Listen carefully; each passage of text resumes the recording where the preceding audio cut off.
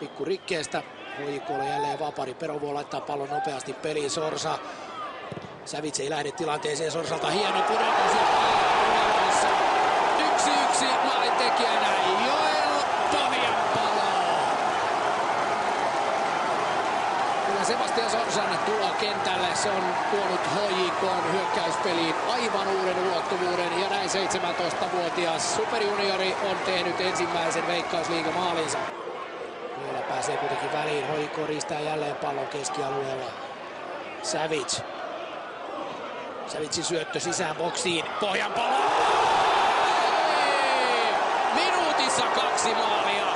Näin näyttää Joel Pohjanpalo, minkälainen kultakimpale hän on. Minuutissa 2 häkkiä. HJK 0-1 tappioasemasta 2-1 johtoon 17-vuotiaan Joel Pohjanpalon 2 maalilla. Nyt on paikka tehdä jo hat-trick. 2,5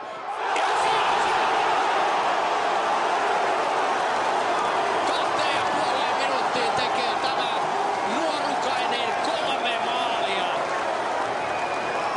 Mikä tarina. Edelliset maalit tuskin kuulutettu, niin lisää tulee. Nyt on putki auki. Tie auki taivasta myöden.